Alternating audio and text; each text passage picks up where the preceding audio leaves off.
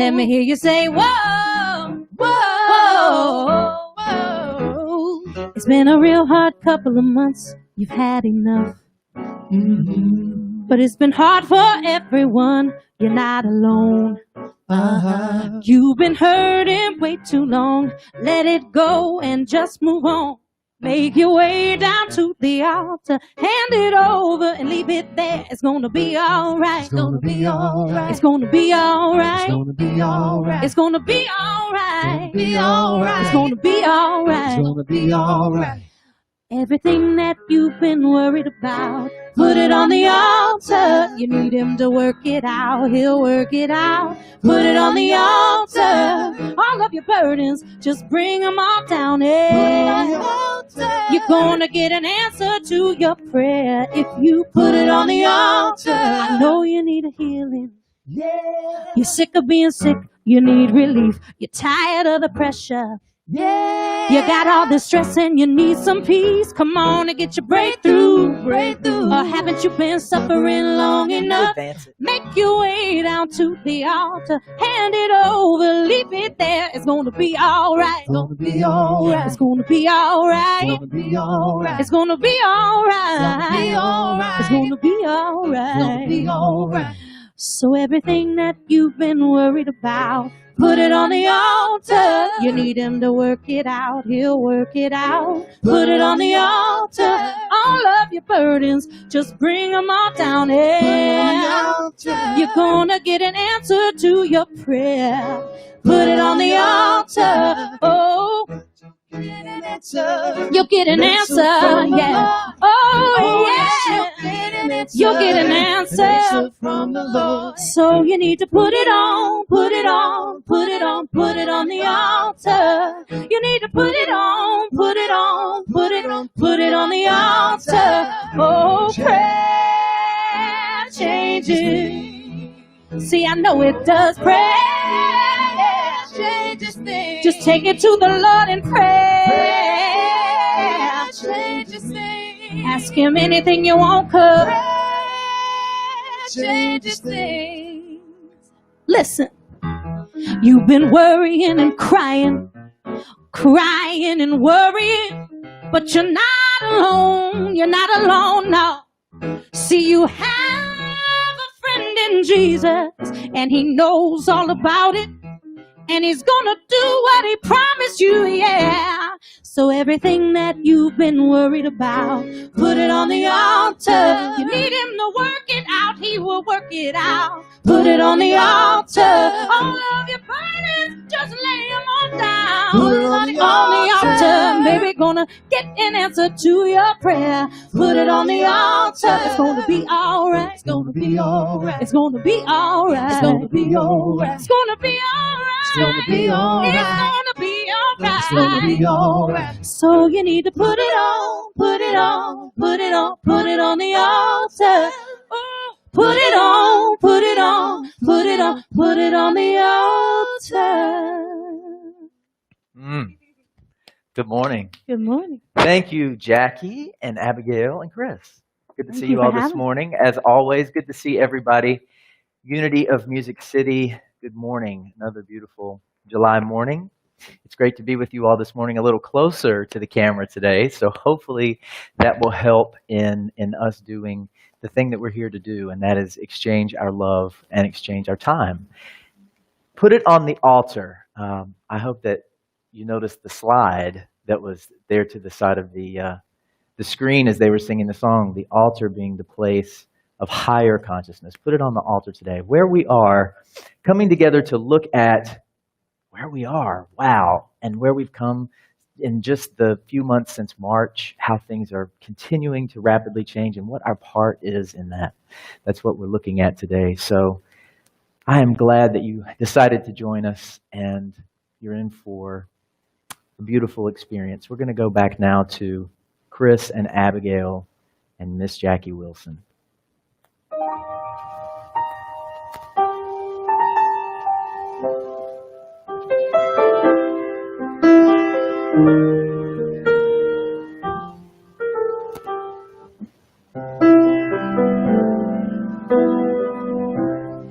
I love the Lord.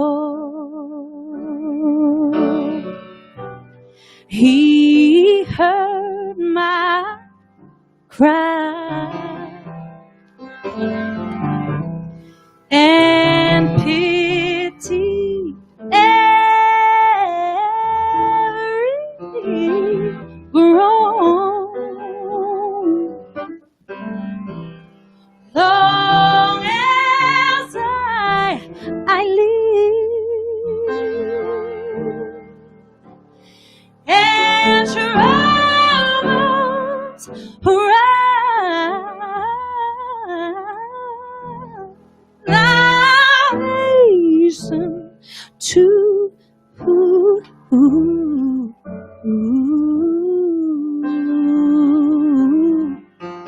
His throne.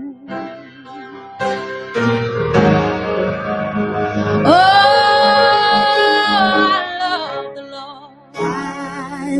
I sure do, surely do love the Lord. He heard my cry, and He pitied every groan. Yes, He did.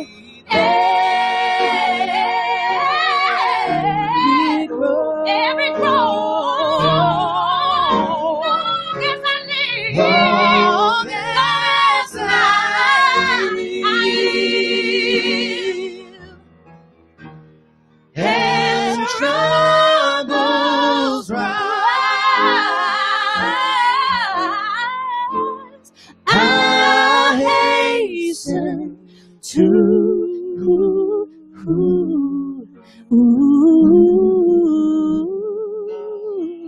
His throne. Yes, I will. I hasten I'll run to the Lord. Said I know I can go. I know I can go to His throne. Said I know I can go. No, I can go. His throne. Said I will hasten to His throne. Hasten to His throne. His throne. See, I can run, Lord. Lord, I know I will. You know I will, Lord. When there is nowhere to go, I know I can hasten to Your throne.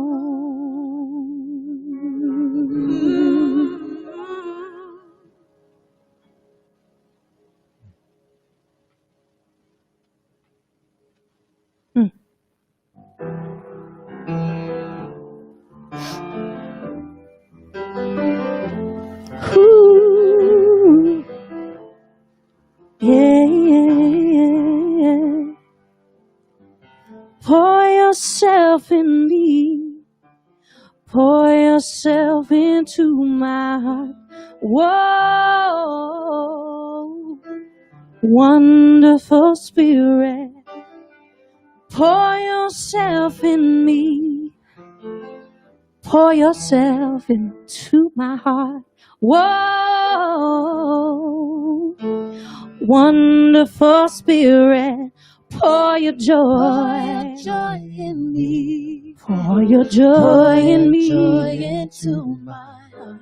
Whoa, wonderful Spirit. Pour your joy in me. Pour your joy into my heart. Whoa, wonderful Spirit. Shine your light in me. Shine your light in me. Shine it over everyone. Ooh, wonderful Spirit. Shine your light in me. Shine your light into my heart. Whoa,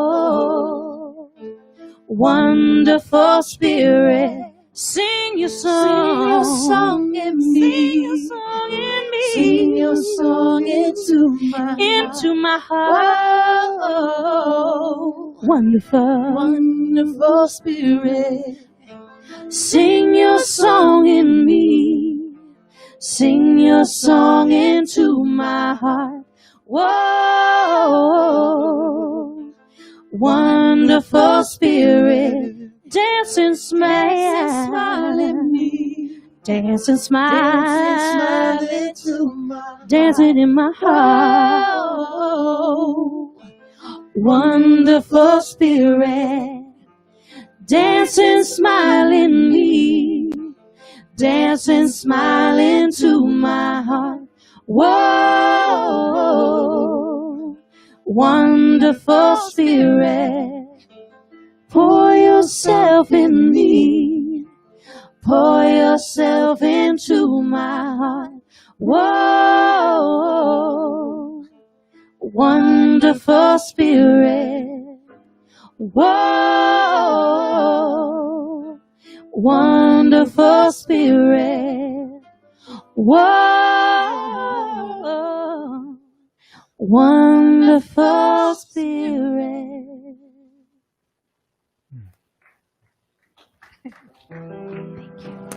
Beautiful, beautiful. Thank you, Jackie. Thank you, Abigail. Thank you. Thank you, Chris. Pour yourself in me, beautiful Spirit, wonderful Spirit. Pour yourself in me, so that I may be available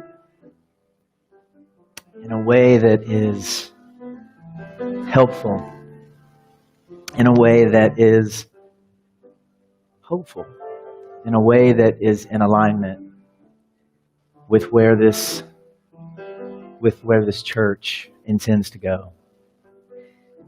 I want to share with you all this morning that I had a meeting with some of the leadership this past week. And it was a wonderful time of sharing about your need as a community for your church in this time more than ever.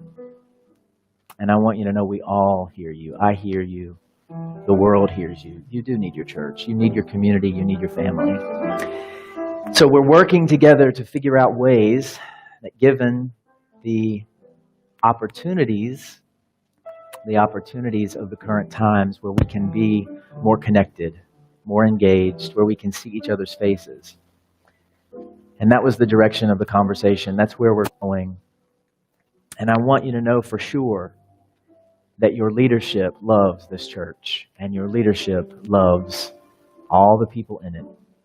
And my intention is solely to be in alignment with that love. And I fully trust and know that whatever that love says is exactly what we all will do. So let's just hold that together in this time this morning, that love is always available and love is in charge. And there are always ways that we might be together in spirit and maybe even in form. We're open to that. So we affirm that truth now together, that love always has a way, love always has a plan, and it's working in us and through us now.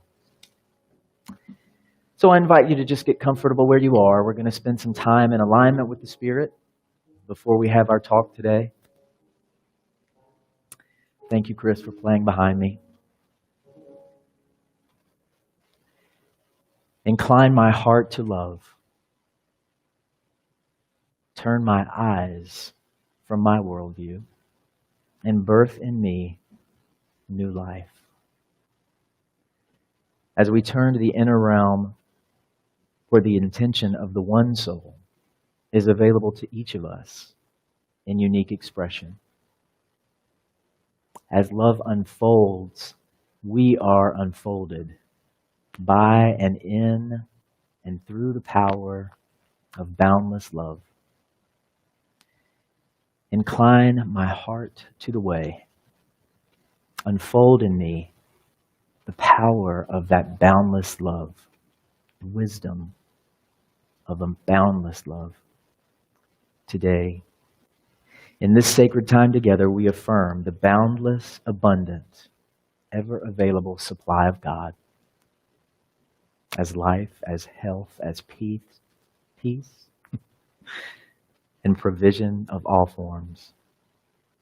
All of the attributes of love are here for us, seeking to be lived through us.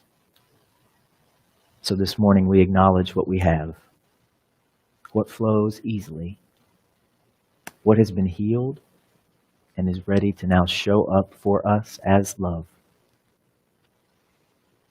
And we know that we have plenty, and it is the basis for all that we need. All that we are by nature is provision. And just as we are aligned with the truth of what we are, every need is met. So I invite you in the silence now.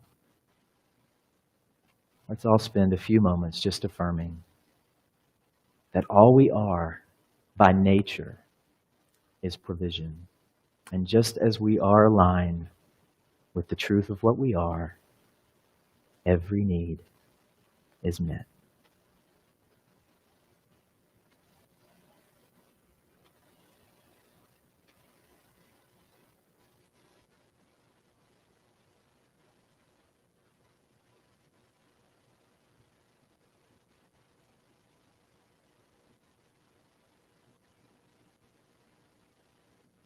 Incline my heart to love. Turn my eyes from my worldview and birth in me new life, where the intention of the one soul is available to each of us in unique expression. As love unfolds us, we are unfolded by and in the power of a boundless, limitless, full organizing love. And together we allow that to be so. And so it is. So once again, good to see everybody this morning. You all in the room. Maybe I can't see you through the red dot, but I can feel your hearts this morning. Thank you for that. Where we are. So, everybody has their journey from week to week, and of course, just the same as you all, I have mine. And I do pay attention to social media, more so what finds me. And this week, there were certainly many morsels that I want to share with you as we start today. This verse from Maston Kipp: the secret sauce that turns confusion into clarity is persistence and never-ending, courageous, imperfect action in the direction of your intuitive voice. So I started thinking about intuition, and I remembered that last week we talked about my firewalking adventure, and I thought, this was Monday morning, and I thought, I forgot to tell them about my feet and what the outcome was of that. I remember that I told you about being there, and for those of you who didn't join us last week, I was basically telling the story of how when I learned my inner voice and the power of intuition most intensely through the practice of firewalking, and I did that and have done that several times over the years with Edwin Gaines as the instructor. And so I told a story about how I firewalked so many times, countless times, and the coals never even felt hot to my feet. And then when I was bold enough to declare to someone on a trip back to firewalk once again that you can't get burned. There's no way. There's something about the wood. There's something about the setup. There's something about what they do to manage that it's a great metaphor. It's cute. I think I even said it's cute. But you can't get burned. Well, that night in the firewalking ceremony, I got burned. And I was telling you that we make a commitment to not look at our feet if they feel burned. As long as we can walk, then not look at our feet until the next morning. And so what ended up happening during that experience is I got home. I drove back to Nashville from Valley Head, Alabama that night. My feet burned so badly the whole way that I literally had my car on cruise, and I was lifting my feet up off of the floorboard of the car as often as possible to try to give them relief, because it truly did hurt that badly to put my feet down on the surface. So the next morning I got up. I didn't look at my feet the night before. I got up the next morning. I looked at my feet. They were still a little tender, and there were 3 little blisters on my left foot. Just 3. Boop, boop. But I've never forgotten the way that taught me about my intuition, and to never doubt what we feel as our body wisdom in any situation. So Maston Kip reminded me of that first thing this morning, and I wanted to let you know that even though when I told the story, I alluded to having third-degree burns on my feet, I thought I had third-degree burns on my feet. I didn't. I just had 3 little blisters, which were the perfect reminder of my opportunity when it comes to intuition and ego. So yesterday, I went to get my hair cut. And as I was sitting in the parking lot, waiting to go in, because now you can't just go in and sit in the waiting room. You have to call in, and then they have to text you when Adam is ready. That's my scenario, Adam. And let me just say that I've gone to Adam for several years. And Adam is like a sage, you know.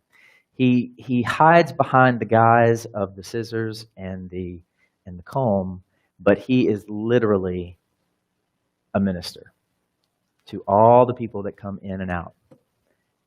A great testament to love. And so as I was sitting in the parking lot waiting to go in, I saw this come up on my Facebook feed that I posted 7 years ago today, 7 years ago.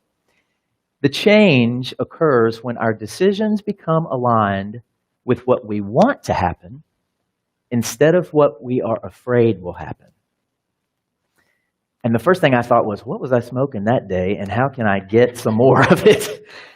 Because that is true. That is really true. And I don't even remember writing that, but I'm pretty careful that if I quote somebody other than something that has come through me, then I give credit to the quote. So I think it was something that I thought on that day and offered it. And wow. So I had that on my mind as I go in to talk to Adam. And as he was cutting my hair, we started talking about, we're about the same age. And so we share the male pattern baldness opportunity that happens to some men when they get to certain ages. And so we were talking about, you know, having the hair transplant, not having the hair transplant. And I told him, I said, Adam, I said, you know, I've thought about that. We've talked about this 100 times. And the only thing I can tell you is that right now, today, the answer is no. That it is what it is, and I'm okay with it. And I said, but you know, no only means no today. And in his sage wisdom, he said, and that's the beautiful thing about a mind. It can always change. And I said, I'm going to use that tomorrow. That will show up tomorrow because it's in perfect alignment with exactly where we are.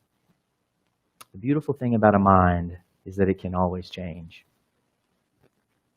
So then I went on yesterday as I was preparing for my talk, and I found a couple of other things that really spoke to me that I wanted to share as well. And that is Lesson 196 from A Course in Miracles. It can be but myself I crucify. It can be but myself that I crucify. There's only one of us here. And so whoever we might be withholding forgiveness from, whoever we might be judging, whoever we might be criticizing, speculating about, it's a reflection of ourselves. And we're only holding ourselves in contempt. In spirit, there's only one of us here. And that's why we talk about the one soul that's available to each of us in unique, infinite expression. So Ephesians chapter 4, verse 32, be kind to each other. Knowing this, there's only one of us here. Be kind to each other, tender-hearted, forgiving one another, just as God, through Christ, has forgiven you. And in unity, we know The Christ mind is available to all of us, all the time, just as God, through Christ, has forgiven you. So speaking of the Christ mind, an interesting opportunity to look at today. The first miracle that Jesus performed at the wedding feast. Now, basically, I'll just give you a little bit of the backstory in case you don't already know, which you probably do, that this story comes from John chapter 2, verses 1 through 11. Again, it's the first miracle Jesus ever performed. And basically, Jesus, Mary, and the disciples were invited to this wedding. And everything was great until the wine ran out. Well, for me, that's a very interesting testament to who Jesus was, that they didn't leave. I probably would have if the wine's gone, But anyway, they didn't leave. But he did say, when Mary said, do something, he said, it's not my hour has not yet come.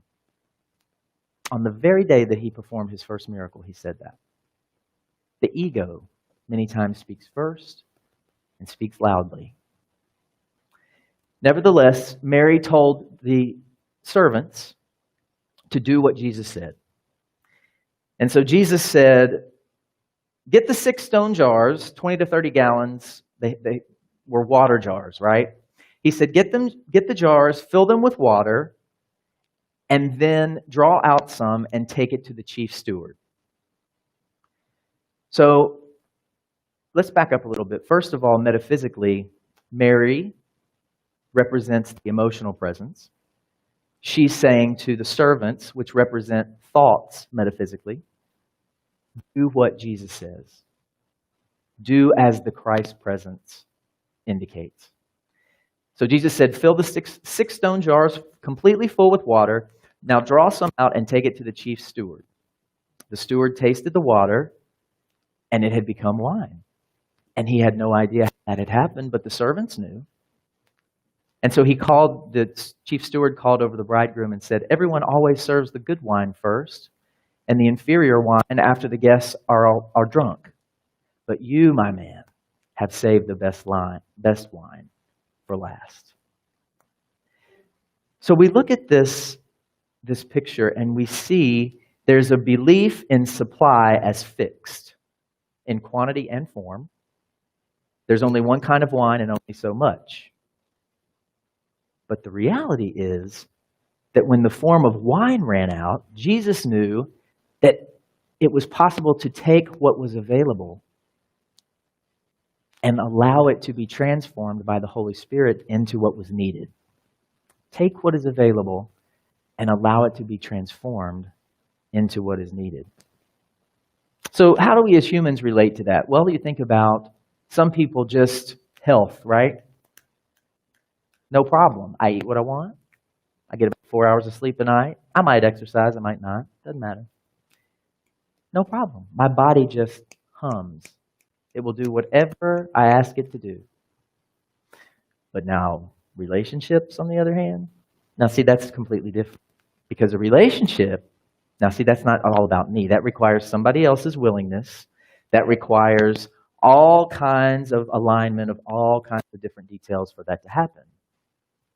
But take into consideration someone, for instance, right now, who is navigating the journey of coronavirus, COVID-19. Maybe health is not seemingly the easiest thing, but loving relationships are all around them and love is around them, and that's the easy part for them. That's the natural part. The opportunity is to realize that we all have gifts. We all have divine substance as love available to us.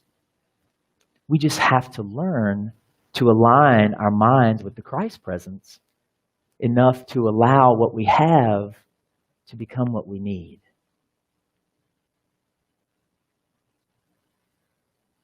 You see that Jesus was able to easily recognize by just filling the water pots with what he had, that without overthinking and overanalyzing, he allowed it to happen just that quickly. He allowed what he had to become what they needed. So what do you believe you don't have enough of in this time of, people say uncertainty? Well, we're always in uncertain times. Sometimes linear events might line up in such ways that we feel more comfortable. But certainty is always an illusion. So in these uncertain times, more so than not, more so than often, what do you feel like you don't have plenty of? Peace? Joy? Comfort? Security? What do you have? What do you have?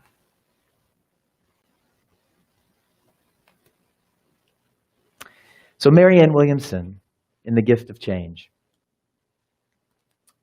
she talks about Jesus saying, "Be of good cheer, for I have overcome the world."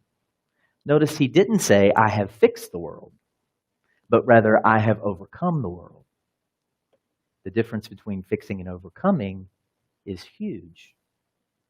For it is overcoming the world that we have the opportunity to find that fundamental good cheer. But we cannot overcome the material plane or the world if we are overly attached to it.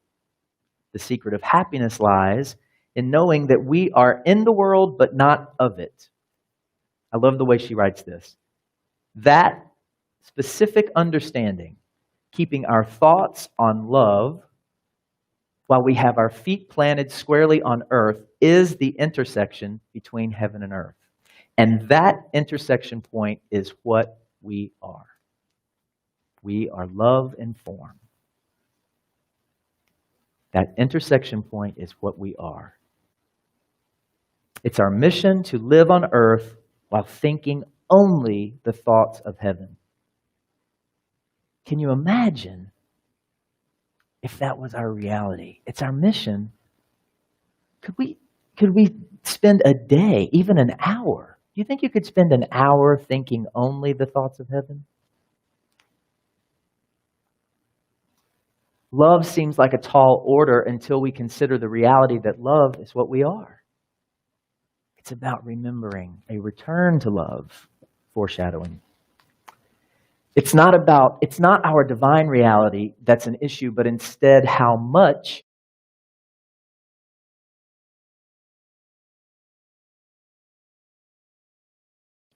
So it's not a question of our divine reality. It's a question of how much we're allowing ourselves to conceptualize and actually experience our own divine reality. In the Bible, it is said the Holy Spirit will give us new mind. New mind.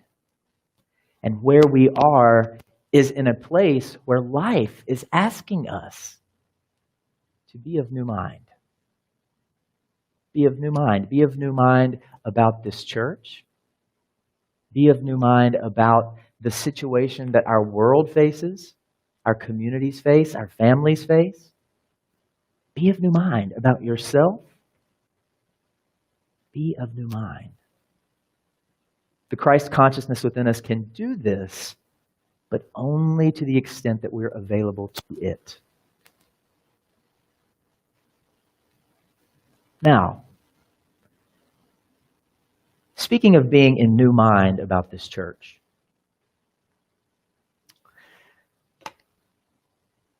during a meditation this week, right at the end, the thought dropped into me.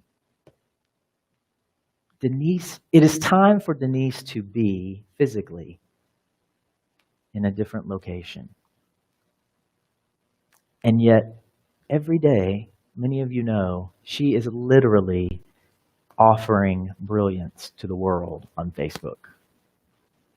And I hope you all are reading. But the thought was, if we are still being, if Denise is still available to us in word and in thought, then Denise is still a part of this church. Denise is still here. Now, I know I'm not saying anything that is not unknown to you, and that it's very true that she's still a part of this church in spirit. And the point is, as we are of new mind about the direction of this church, we retain certain elements, right? So Reverend Denise, the Harmony Haven mystic, she wrote, this was just this morning, and I love it because I can hear her voice. Have you ever thought the Creator may have something to do with all of this? Lord mercy, right? Of course the Creator has something to do with this. We are the Creator, the co-creator, right? We are the ones that are creating all of these experiences we're having. And the opportunity is, what are we co-creating? Where is our consciousness? Are we in love? Are we in fear? Are we in resistance? Are we in opportunity? Are we in hope? Are we in optimism? Of course we're the creator, the co-creator. Of course the Creator is a part of this. And how do we align with that highest opportunity that we have to navigate these times? So Denise gave us some great steps this morning on Facebook. Some of you may have already read it. If you haven't, spoiler alert, we're going to take a look. Be still and know that I am God. That was the last thing she wrote on the post this morning. Psalm 46:10, be still and know that I am God. But that can be so difficult for us. There are so many thoughts that we entertain moment to moment, that the stillness is truly our way to the highest expression. Our stillness, our willingness to be still, is our way to the new thought, to the new mind, the calm mind, the still mind. When you're being still, it is important not to move your body. That was her step one, which I love that. I once had an employer that said, it's my job to point out the obvious. Well, when you are being still, it's important not to move. It's important not to move. It's so difficult for myself included, but I'm getting better. Start simple, right? Don't sit down and try to meditate for 90 minutes if you've never meditated before. Go for 2 minutes. And then 3, and then 4, right? Give your mind something else to do. Pay attention. Notice what you're noticing. Whew. Breath on that. Notice what you're noticing. And that's not only when you're meditating. It's a great tip for remaining in meditation. But notice what you're noticing in life. What matters to you? Notice what you're noticing. Notice. It matters. Relax. Send your breath to points within your body that are calling for relaxation. When you begin that posture and you decide, I'm going to be still for as long as I possibly can. Notice where the tension resides in your body. It waits for your breath. The same way that the tension in our lives is waiting for us to come to our breath in the present moment for the love solution. Which reminds me of one of my favorite lyrics Kenya Walker ever wrote. Love solutions we can't see appear in our humility.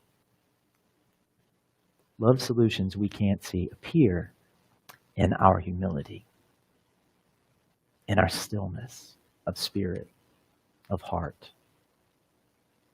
Physical stillness leads to inner stillness. Right. We got it. And did I say healing? Yeah. The stillness brings with it healing. The stillness brings with it healing. And finally, as I am healed, we are one. It is only me that I might crucify. We are one. There is only one of us here. I've said it 1,000,000 times, but I love it so much, I'll say it 1,000,000 more. There is no place that you stop and I start. It is one flow, constant flow of energy, of love energy as form. Our eyes see these boundaries, right? When I look at Chris and I see that it looks like he stops at a certain point, right? And then there's a space and then I start. But that's a function of how our eyes work. That's not the ultimate reality of what's happening here. And that's why if I stare at him long enough, he'll look up. Because he'll feel it eventually, right? That's how it happens. That's how we're able to receive messages from people that we haven't talked to in years. We send them a message and the next thing you know, they call us on the phone. The divine mind. The divine one. Thank you, Denise. We send you love. And we will revisit your beautiful teachings each week. So, where we are. This is important. Esther Hicks. You can get to where you want to be from wherever you are. But you must stop spending so much time noticing and talking about what you do not like about where you are. Whew. I felt it. As soon as the words came out of my mouth, I felt it. I felt that we realize, we realize we're always focused on what we don't like about where we are. Always is a bit extreme. We're often focused about what we don't like about where we are, but we don't have to be. That's the good news, right? We have choice. That's the beautiful thing about a mind. It can change. Thank you, Adam.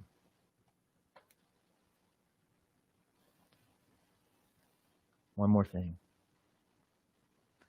These are my babies. These are my boys.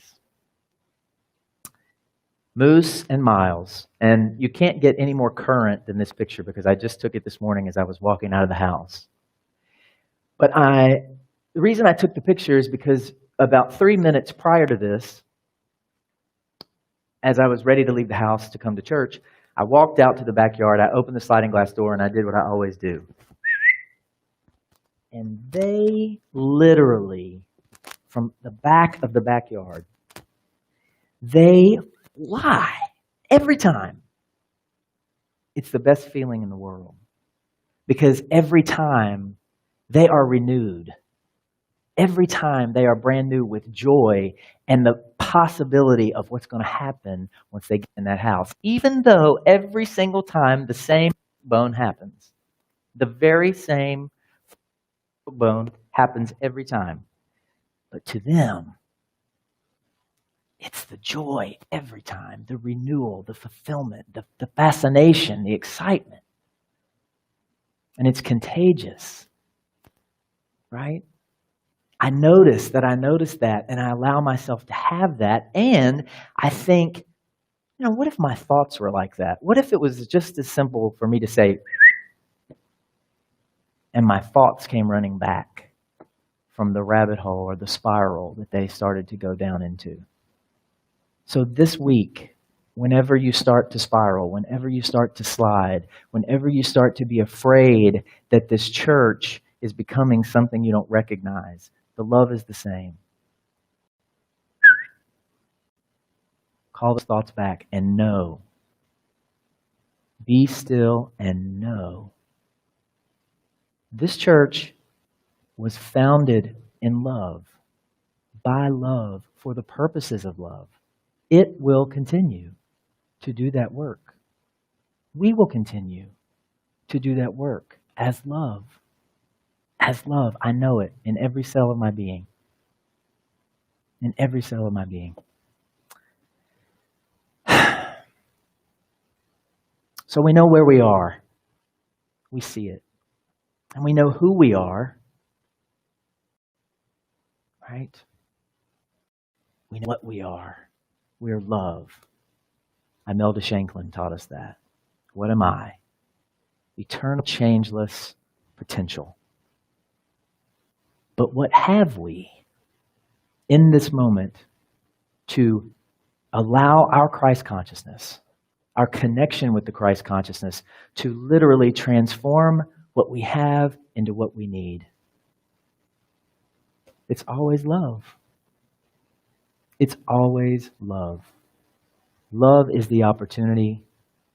Love is the energy. Love is the substance. Love is the everything. We all have that at our disposal, at our opportunity. Denise also wrote this week about Arthur, her friend Arthur, making love a verb and not a noun. And then love becomes the action you share, not the thing you are seeking. Love is the action you share, not the thing you are seeking. Your presence becomes an offer and not an ask. Your presence becomes an offer and not an ask. So we take what we have and we do what we can. And now is the time, because we always start where we are. God bless you. And let's hear from these beautiful people to tell us, what would love do now? Thank you, Jackie. Thank you, Abigail. Thank you, Chris. Thank you. That was a beautiful message. Beautiful. I'm going to remember that all I week. know you will. Whistle Wednesday. You better watch out. Mm-hmm.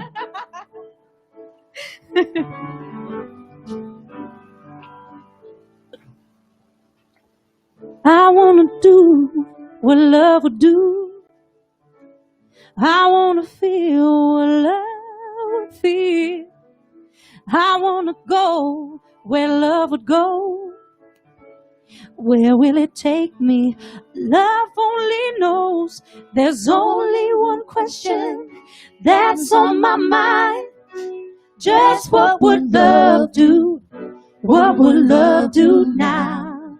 Now, I want to know, what would love do now? There's only one question. One question in it. How? What would love do? What would love do now? There's got to be some kind of way to solve the problems that we share today. There's always something trying to help us through. The light is shining with the simple truth. There's only one question that's on my mind. Just what would love do? What would love do now? Now, can you tell me please, what would love do now? Only one question, just one question in it. I said, what would love do? What would love do now? Play those keys.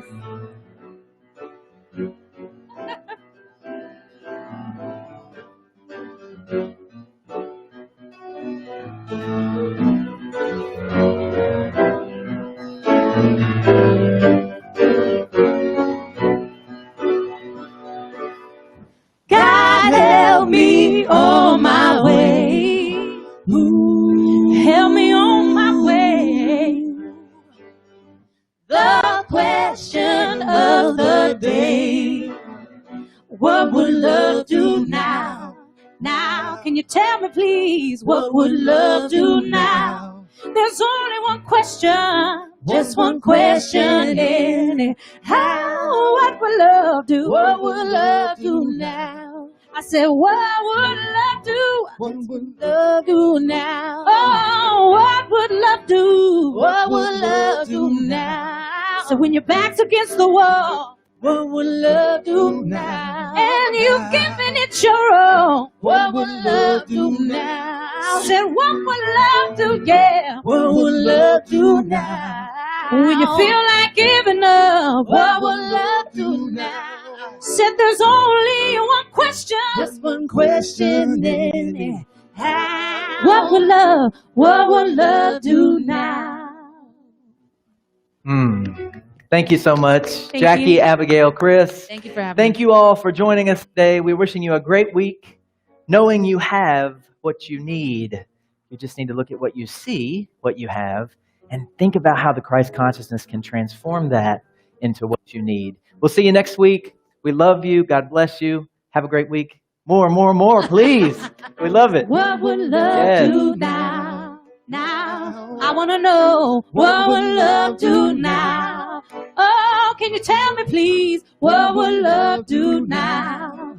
Now, I wanna know what will love do now?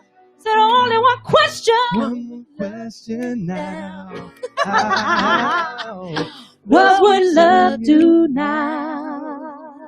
Hey.